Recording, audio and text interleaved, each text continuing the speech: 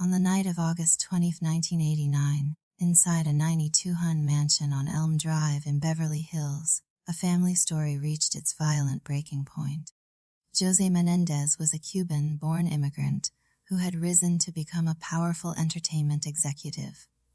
He worked at RCA Records and later became head of Live Entertainment. He was known as ambitious, disciplined, and demanding. His wife, Kitty Menendez, had once been a schoolteacher. By the late 1980s, she struggled with depression, isolation, and heavy drinking. Their sons, Lyle and Eric, grew up in privilege. Private schools, tennis coaches, expensive cars, vacations. From the outside, they looked like a successful American family. Inside the house, according to the brothers' later testimony, the story was very different. Shortly after 10 p.m., Lyle, 21, and Eric, 18, entered the den armed with 12-gauge shotguns they had purchased days earlier, using false identification. Their parents were seated on a couch watching a movie. The brothers opened fire at close range. José was shot multiple times, including a devastating blast to the back of his head. Kitty attempted to crawl away, wounded, and was shot repeatedly as well. The crime scene was chaotic and brutal, with over a dozen shotgun blasts fired in total. Afterward, the brothers drove to a movie theater to establish an alibi.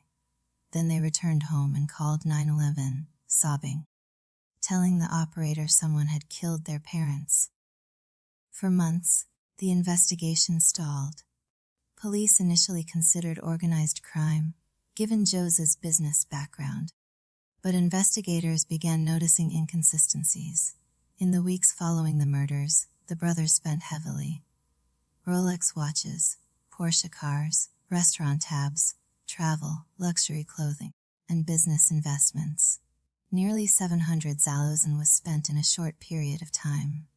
The turning point came when Eric confessed to his psychologist, Dr. Jerome Oziel.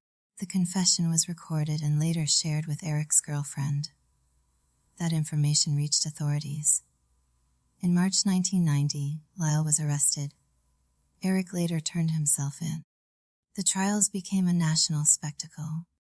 During the first trial in 1993, the defense presented graphic testimony. The brothers alleged years of sexual abuse by their father beginning in childhood. They described manipulation, threats, and a household ruled by fear. They testified that their mother knew and did not intervene. The defense argued that the killings were not about greed, but about terror. That the brothers believed their father was going to kill them. After Eric threatened to expose the abuse, the prosecution argued premeditation. They emphasized the shotgun purchases, the reloading during the attack, the attempt to stage the crime scene, and the extravagant spending afterward. They said the brothers wanted control of a $14 million estate. The first trial ended in hung juries. In the second trial, the judge limited the amount of abuse testimony allowed. In 1996, both brothers were convicted of first-degree murder and conspiracy. They were sentenced to life in prison without the possibility of parole. Decades later, the case continues to generate debate, especially as public conversations about sexual abuse, trauma, and coercive family dynamics have evolved. Now, regarding Jeffrey Epstein and the so-called Epstein files. Jeffrey Epstein was a financier arrested in 2019 on federal sex trafficking charges involving underage girls. After his death in jail, large volumes of court records, flight logs, depositions, and related documents have been released through civil litigation and government disclosures.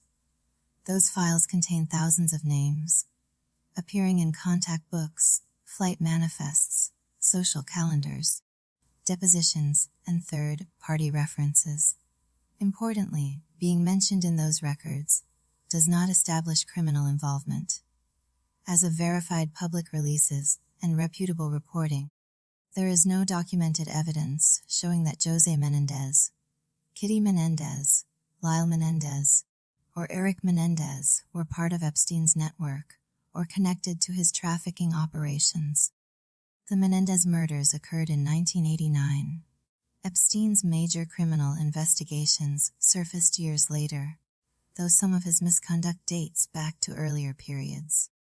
Despite overlapping timelines in the broader era of wealth and power circles, there is no confirmed documentary link tying the Menendez family to Epstein's activities.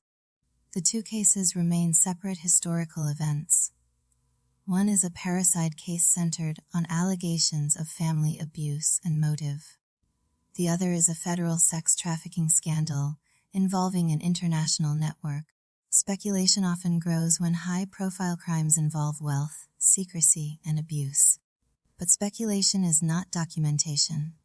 The documented record shows this. On one August night in 1989, two sons killed their parents in Beverly Hills. They claimed fear and long-term abuse. The courts determined the murders were first-degree and intentional. They remain incarcerated, and there is no verified evidence connecting that case to the Epstein files. That is where the factual narrative stands.